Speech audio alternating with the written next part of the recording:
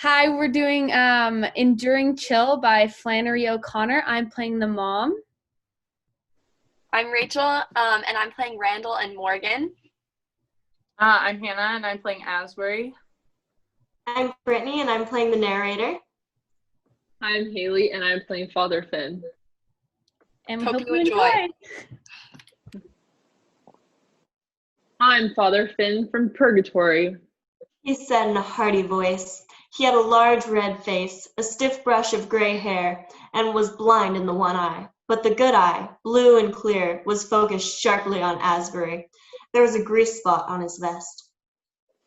So, you want to talk to a priest? Very wise. None of us knows the hour our blessed Lord may call us. Then he cocked his good eye up at the mother and said, Thank you. You may leave us now. Miss Fox stiffened and did not budge. I'd like to talk to Father Finn alone. Asbury said, feeling suddenly like he had an ally, although he had not expected a priest like this one. His mother gave him a disgusted look and left the room.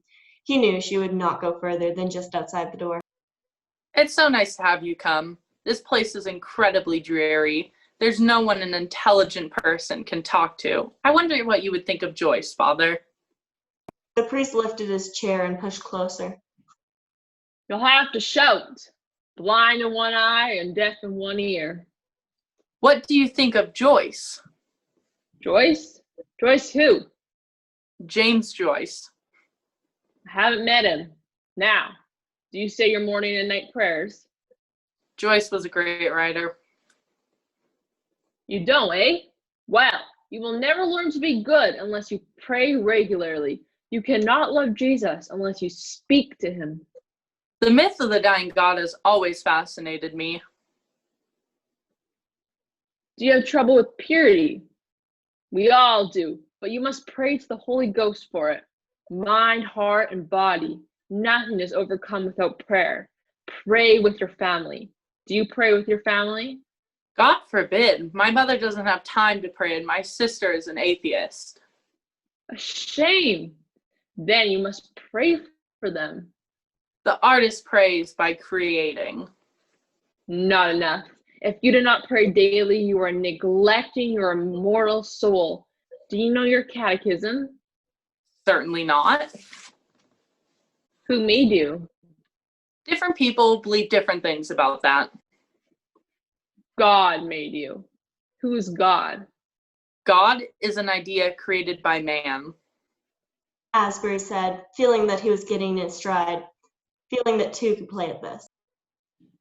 God is a spirit, infinitely perfect. You are a very ignorant boy. Why did God make you? God didn't.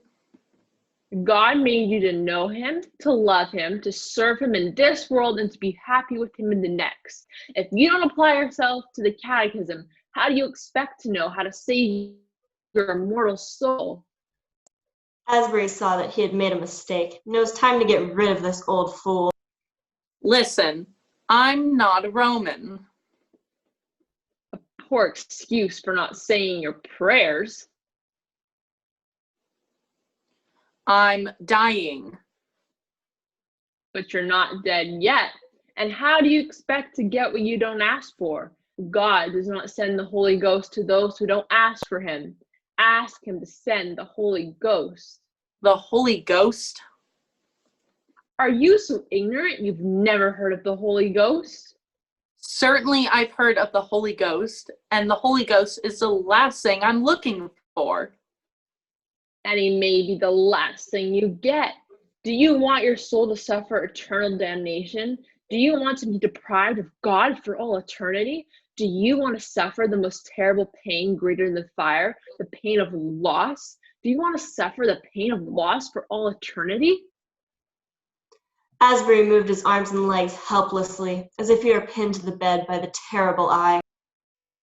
How can the Holy Ghost fill your whole soul when it's full of trash? The Holy Ghost will not come until you see yourself as you are, a lazy, ignorant, conceited youth. He said, pounding his fist on the bedside table. Miss Fox burst in. Enough of this. How dare you talk to a poor sick boy? You're upsetting him. You'll have to go. The poor lad doesn't even know his catechism. I should think you would have taught him to say his daily prayers. You have neglected your duty as his mother. He turned back to the bed and said affably, I'll give you my blessing, and after this you must say your daily prayers without fail. Call me any time, and we can have another little chat. And then he followed Miss Fox's rigid back out. The last thing Asbury heard him say was, He's a good lad at heart, but very ignorant. The next day, Asbury called for his mother and said, Mother, I want to tell the Negroes goodbye. His mother paled. For an instant, her face seemed about to fly apart. Then the line of her mouth hardened. Her brows drew together. Goodbye? Where are you going? For a few seconds, he only stared at her. And then he said, I think you know. Get them. I don't have long. This is absurd. She muttered, but she got up and hurried back out. He heard her try to reach Block again before she went outside. He thought her clinging to Block at a time like this was touching and pathetic. He waited, preparing himself for the encounter, as a religious man might prepare himself for the last sacrament. Presently, he heard their steps on the stairs. Here's Randall and Morgan. They've come to tell you hello. The two of them came in grinning and shuffled to the side of the bed. They stood there, Morgan in the front and Randall behind. You sure does look well. You looks very well. You looks well. Yes, sir, you looks fine. I ain't ever seen you looking so well before. Yes, doesn't he look well? I think he looks just fine. Yes, I expect you ain't even sick.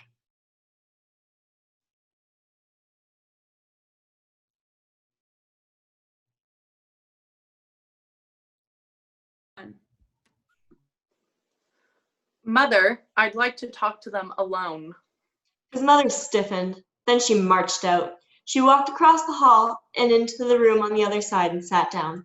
Through the open doors, he could see her begin to rock in short little jerks. The two Negroes looked as if their only protection had dropped away. Asbury's head was so heavy he could not think of what he had been going to do. I'm dying. You looks fine. I'm going to die. Asbury repeated. Then, with relief, he remembered what they were going to smoke together. He reached for the package on the table and held it out to Randall, forgetting to shake out the cigarettes. The Negro took the package and put them in his pocket.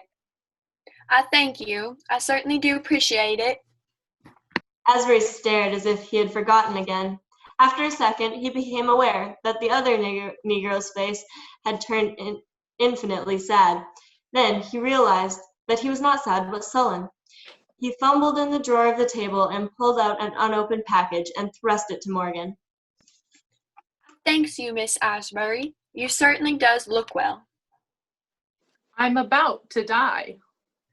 You looks fine. You'll be up and around in a few days. Morgan predicted. Neither of them seemed to find a suitable place to rest his gaze. Asbury looked wildly across the hall where his mother had her rocker turned so that her back faced them. It was apparent she had no intention of getting rid of them for her. I expect you might have a little cold. I take a little turpentine and sugar when I has a cold. Shut your mouth. Shut your mouth. I know what I takes. He don't take what you take. Mother! Asbury called in a shaking voice. His mother stood up. Mr. Asbury has had company long enough now. You can all come back tomorrow. We be going. You sure do look well. You sure does.